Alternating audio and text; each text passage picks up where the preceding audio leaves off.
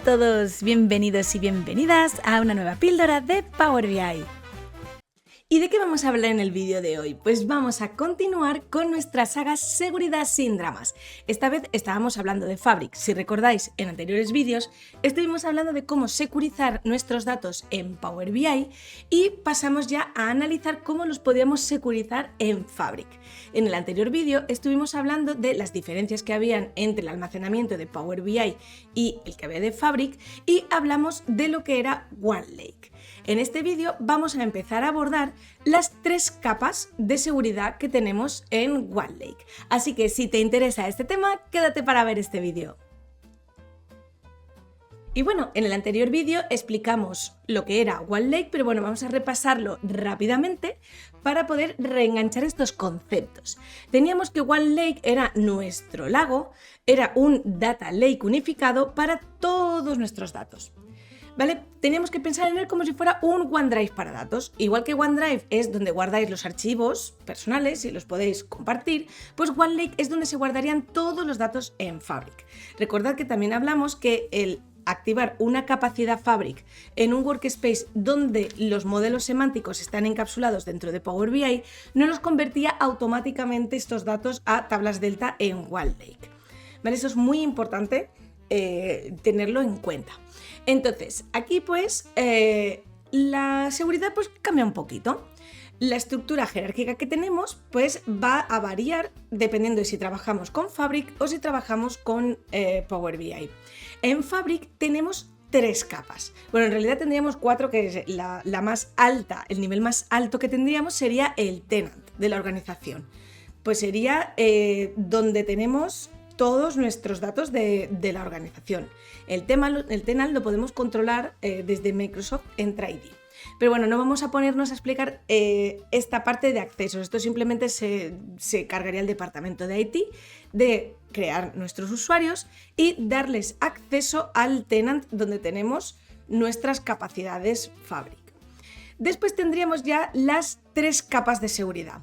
Dentro del tenant tendríamos workspace, que serían nuestros poblados que decíamos que están dentro del lago, y dentro de cada workspace tendríamos los ítems, es decir, dentro de cada pueblito pues tendríamos nuestros lakehouses, y dentro de cada lakehouses tendríamos nuestras habitaciones, que serían los archivos y las tablas. Entonces, en Fabric podemos, dentro de OneLake, dar seguridad a todas estas capas de datos. Entonces, ahora viene lo importante. Vamos a hablar bien cuáles son estas capas que podemos aplicar. La capa después de la del tenant, que sería la más grande, sería el Workspace Role. Al igual que en Power BI Service, también podemos añadir roles a los Workspace. Esta es la capa base, ¿no? El role que tenemos en el Workspace es lo que te da un nivel de acceso base a todo el OneLake que está reservado para ese workspace. Si eres viewer, pues tienes acceso de lectura. Si eres contributor, tienes acceso de lectura y escritura. Pero vamos, aquí lo interesante es que encima puedes refinar permisos más profundos a la segunda y la tercera capa. La segunda capa es la de los ítems, los permisos por ítem. Esta capa te permite dar permisos a un lakehouse o a un warehouse específico, sin dar acceso al workspace completo. Esto es como hablábamos en la seguridad de Power BI Service, pues yo podía compartir, por ejemplo, un modelo semántico a un compañero o una compañera y que esa compañera o compañero no tuviera acceso al workspace, ¿vale? Solo compartimos. Y cuando estamos compartiendo estos ítems específicos, podemos añadir niveles de seguridad, que estos los veremos en este vídeo, los desglosaremos un poquito más adelante. Entonces, pues por ejemplo, si le damos acceso a nuestra compañera María al Lakehouse Sales Gold, sin que María tenga ningún rol en el workspace, pues María podrá acceder a este Lakehouse específico, pero no verá el workspace ni ningún otro ítem. Esto es súper útil cuando tenemos gente que necesita acceso a datos específicos, pero no todo el workspace. Al igual que hacíamos, pues eso, compartiendo el modelo semántico, en este caso, pues compartiríamos directamente el Lakehouse. Y después tendremos la tercera capa. Y esta es súper interesante. Esta la veremos en los próximos vídeos, pero también os la comento para que sepáis cómo va la estructura. Sería la capa en la que damos permisos a las tablas y a los archivos o carpetas. Esta es la capa más granular, ¿vale? Podemos dar permisos a carpetas específicas o tablas específicas dentro de un lakehouse. Pues por ejemplo, dentro del lakehouse tengo 3 carpetas, bronce, silver y gold, y yo puedo configurar que los ingenieros de datos tengan acceso a las 3 capas, pero los data scientists solo tengan acceso a la silver y a la gold, y los business analysts solo tengan acceso a la gold. Esto es un súper control granular, a nivel de carpeta o de tabla. Muy bien, y vamos a empezar con la primera capa de seguridad de OneLake, que nos sonará de Power BI, que son los roles de Workspace. Nosotros tenemos aquí, pues yo tengo aquí mi capacidad Fabric aplicada a este Workspace, que he llamado Demo Fabric, y si yo intento aquí crear los accesos al área de trabajo, veremos que los roles que yo puedo asignar a estos usuarios son exactamente los mismos que teníamos en Power BI Service. Tenemos visor, colaborador, miembro y admin, ¿vale? Estos son exactamente los mismos y siempre tienen de mayor privilegio a menor privilegio. Si vemos desde el visor hacia el admin, vamos teniendo cada vez más privilegios, siendo el visor el usuario que menos privilegios tiene y el admin el súper todopoderoso. Entonces, ¿cuál es el cambio? Porque si hemos trabajado con Power BI, pues seguramente estaremos pensando, vale, Sara, pues entonces es todo exactamente igual, ¿no? A ver, sí y no. Hay diferencias importantes que tenemos que tener en cuenta, pero porque aquí cuando trabajamos en Fabric nos aparecen artefactos que no tenemos en Power BI Service. Entonces esos artefactos pues tienen permisos a medida que va subiendo de nivel el rol, ¿vale? Pues por ejemplo, para ver contenido pues funciona igual que en Power BI Service. Para ver contenido pues tenemos que de visor hacia arriba todos pueden ver contenido. ¿Vale? Por ejemplo, para publicar, pues para publicar pasa también como en Power BI Service. Desde colaborador hacia arriba, todos pueden publicar. En este caso, visor es el que no puede publicar ningún reporte. Pero ahora viene lo interesante. Porque, por ejemplo, una cosa que no podíamos hacer en Power BI y que podemos hacer en Fabric es crear un lakehouse. Esto antes en Power BI no existía. Entonces, en Fabric, desde contributor para arriba, o sea, desde colaborador hacia arriba, ahora, así, podemos crear lakehouse. También para crear un warehouse lo podemos crear desde colaborador hacia arriba, desde contributor hacia arriba, ¿vale? Entonces, ya tenemos aquí una diferencia en la que visor no puede ni crear lakehouse ni crear warehouse. También tenemos los notebooks, que los notebooks no los teníamos antes en Power BI, pues a los notebooks les ocurre lo mismo. Se pueden crear desde colaborador hacia arriba. O sea, visor también se queda fuera y no puede crear estos notebooks. Lo mismo ocurre con las pipelines. Tampoco puede ni ejecutar los notebooks ni ejecutar las pipelines un usuario visor. Siempre tendríamos que tener de colaborador hacia arriba.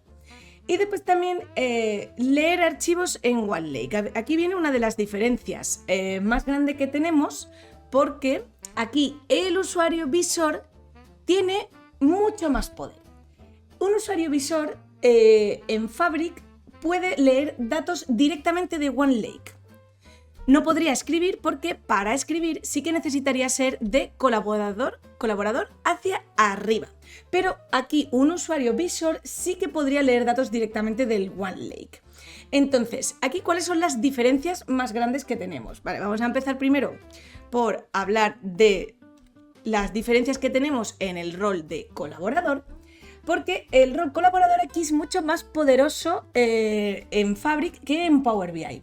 En Power BI tradicional, pues un colaborador, un contributor, básicamente podía publicar datasets y reportes desde el desktop, editar reportes existentes y poco más. En Fabric, un contributor puede crear lakehouse, puede crear warehouse, puede crear notebooks, puede crear pipelines, puede crear data flows, básicamente puede crear todos los tipos de ítems de Fabric. Entonces, esto es un cambio muy grande porque un contributor en Fabric tiene muchísimos más poderes que antes. La única diferencia con Member es que Contributor no puede compartir contenido con otros usuarios, pero lo demás sí que puede hacerlo. O sea, aquí la diferencia con el miembro o el Member sería que este sí que podría compartir a quien hiciera falta los ítems de Fabric. Y ahora vamos a hablar también de las diferencias o el empoderamiento que tiene ahora el Viewer o el rol de visor. El rol Viewer también ha cambiado bastante. En Power BI tradicional, un visor solo podía ver reportes y dashboard. Y nada, pues interactuar con los visuales, aplicar filtros, pero nada más. Era muy light. En Fabric, el Viewer, además de poder visionar, de poder ver todos estos reportes, puede explorar los lakehouses y ver las carpetas. Puede conectarse al SQL endpoint del lakehouse y ejecutar queries en SQL. Puede ver tablas de Warehouse y puede leer archivos directamente de OneLake. Esto es maravilloso y además es importante. Es que es muy importante porque aquí ya el Viewer en Fabric puede leer datos directamente. No solo ver reportes, sino puede acceder a los datos subyacentes.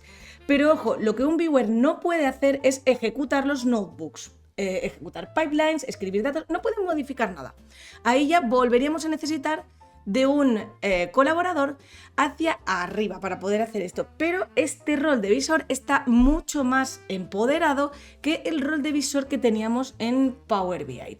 También tenemos que tener mucho cuidado a ver a qué le damos acceso, porque igual solo queremos el dashboard y no queremos que después trastee por detrás el SQL endpoint. Entonces aquí es donde veremos en el siguiente nivel que tenemos de seguridad a qué le damos acceso a este rol.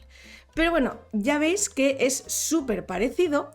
Sí que es verdad que estos roles están mucho más empoderados, pero por la propia idiosincrasia que tiene Fabric. Claro, al tener muchos más elementos con los que trabajar, los roles pues tienen muchas más cosas a las que tener acceso y poder trabajar. Y bueno, ¿cuándo sería bueno usar cada rol? ¿Para qué? Vamos a poner ejemplos concretos. Por ejemplo, el rol de admin lo podemos usar para los BI Leads o los Data Platform Owners. Es gente que necesita gestionar el workspace, configurar la seguridad, administrar la capacidad. O sea, muy poquita gente debería de ser admin. Después, por ejemplo, para miembro, podríamos usarlo para los Senior Data Engineers o los BI Leads que necesitan crear contenido y compartirlo con otros, porque el miembro puede dar permisos a otros usuarios a ítems específicos, cosa que el colaborador no puede hacer. Después, por ejemplo, ¿para qué podríamos usar el colaborador?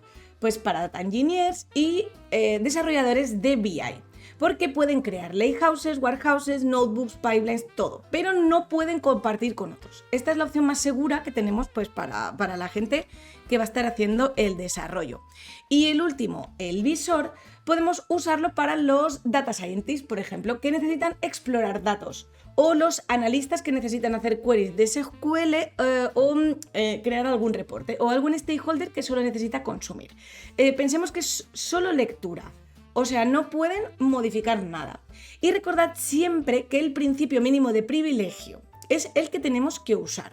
Tenemos que dar el rol más bajo que la persona necesite para hacer su trabajo. O sea, si solo necesita leer Viewer, si necesita crear pero no compartir Contributor, pero no los pongamos directamente como admin a todo Cristo porque puede acabar en tragedia el tema.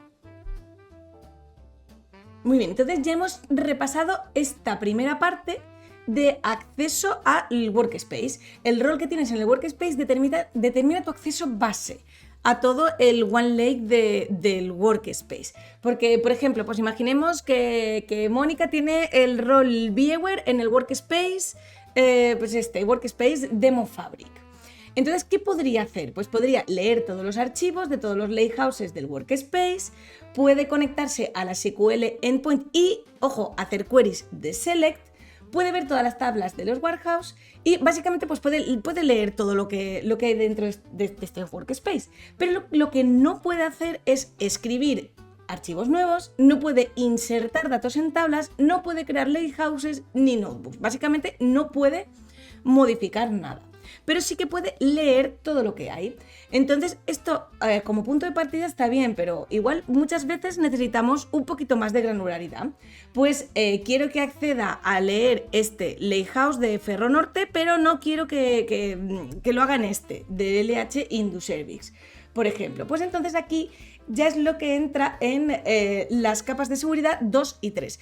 Como ya hemos hablado anteriormente, que hemos introducido, en el nivel 2 estaría el acceso por ítem, daríamos permisos por ítem, y en el 3 ya sería la mayor capa de granularidad, que podríamos dar acceso solo a carpetas o a tablas o archivos directamente. Entonces, bueno, nos hemos quedado un poco sin tiempo, pero hemos abordado toda la primera parte de seguridad. En el siguiente vídeo lo que voy a hacer es comentaros cómo funciona la capa de seguridad que tenemos por ítem, porque no es lo mismo la seguridad que podemos darle a una base de datos SQL, a un Event House, a un Lakehouse, a un Data Warehouse, ¿vale? Tienen diferentes formas de proteger los datos. Así que todo esto lo veremos en el siguiente vídeo. Y bueno, llegamos al final de esta píldora de Power BI barra Fabric, porque ya estamos empezando a introducir con Fabric. Espero que hayas podido tener un poco más claro cómo cambian los roles dentro de los Workspace y que estés deseando ya continuar con el siguiente vídeo para ver cómo podemos aplicar la segunda capa de seguridad directamente a los ítems. Así que te veo en el próximo vídeo. Que tengáis un buen día.